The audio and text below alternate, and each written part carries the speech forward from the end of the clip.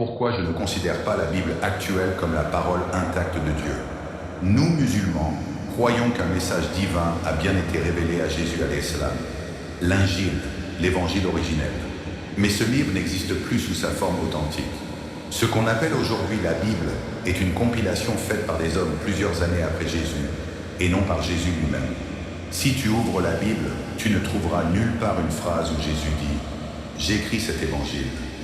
Non, ce sont d'autres qui ont écrit à sa place, chacun selon sa mémoire, ses traditions et sa compréhension. C'est pour cela qu'il y a plusieurs versions du même livre. Même les chercheurs chrétiens reconnaissent qu'il existe aujourd'hui des milliers de manuscrits différents, tous comportant des variations de texte.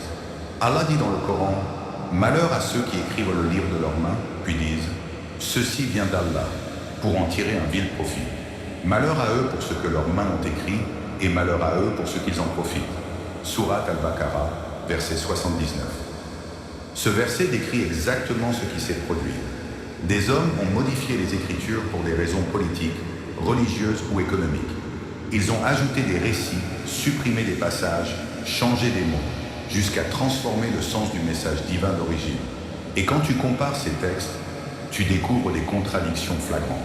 Par exemple, dans un passage, il est dit que David a recensé le peuple d'Israël, et dans un autre, c'est Satan qui l'a incité à le faire. Dans un évangile, on lit que Judas s'est pendu, dans un autre, qu'il est tombé et que ses entrailles se sont répandues sur le sol. Et il y a des centaines d'exemples de ce genre. Ce n'est pas tout. On trouve aussi des erreurs scientifiques. Par exemple, la Bible parle d'un monde plat, de la création de la lumière avant le soleil, ou encore de plantes apparues avant la lumière du jour. Ce sont des notions incompatibles avec les découvertes modernes et même avec la logique. Et pourtant, le Coran, révélé plusieurs siècles plus tard, ne contient aucune erreur scientifique.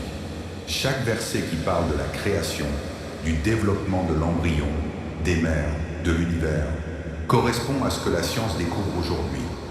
Comment cela serait-il possible si le Coran n'était pas la parole de Dieu?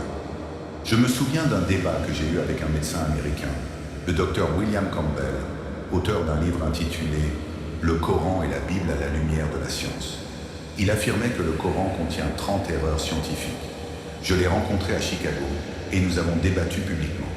Après des heures d'échange, il n'a pas pu répondre à mes preuves, alors que j'ai cité 38 contradictions de la Bible que lui-même n'a jamais su expliquer.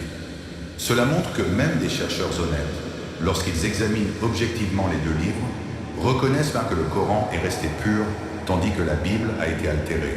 Les savants chrétiens le disent aussi. Le mot Bible vient du grec biblos, qui signifie simplement livre ou collection de livres. Même eux admettent que ce livre est une compilation écrite par plusieurs auteurs inconnus. Certains passages sont des paroles de Dieu, d'autres des paroles de prophètes, et d'autres encore des récits d'historiens. Et certains versets contiennent même des éléments indécents, impossibles à attribuer à Dieu.